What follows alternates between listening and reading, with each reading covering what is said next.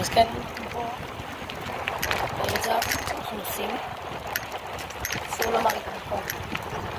לא צריך לדעת אותו, מסובב.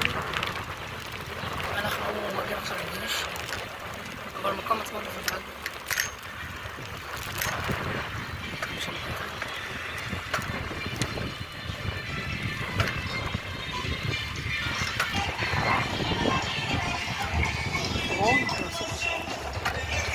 שאנחנו נעשים, אנחנו יכולים לראות כמה דברים.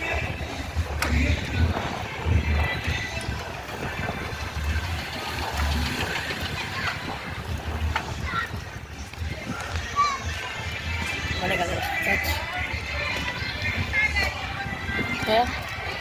עכשיו אפשר לראות. בוא נגלה לך איפה אנחנו כאן. עכשיו זה נראה הרבה יותר טוב.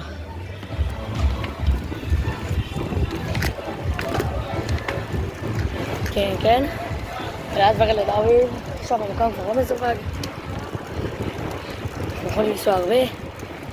אבל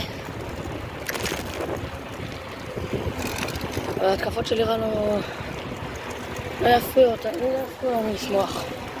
אז עכשיו אנחנו נוסעים פה על האופניים. רואים כמה דברים כפי שראיתם קודם. אז צריך פה קצת מלא שמחה.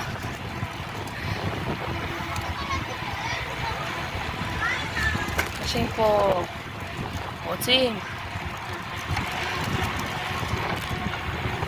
על ישראל חי, לא מוותר על השמחה שלו. גם אם תהיו התראות וכמובן הצעקות לו. תראו, כך כבר כולם הולכים לשאול אחרי כל מה שהם עשו. קוראים שמח. חגיגה. לא צריך לוותר בגלל כמה אזעקות. והתראות.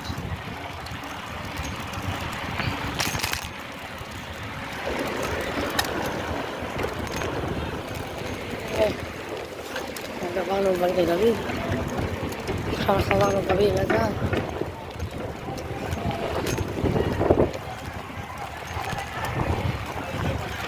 הנה אנשים מחפשים, שמחים, לא מוותרים על כלום. אומרים, לא לעצור אותנו. לא לעצור את עם ישראל. עם ישראל חי, יתקונו בהמשך.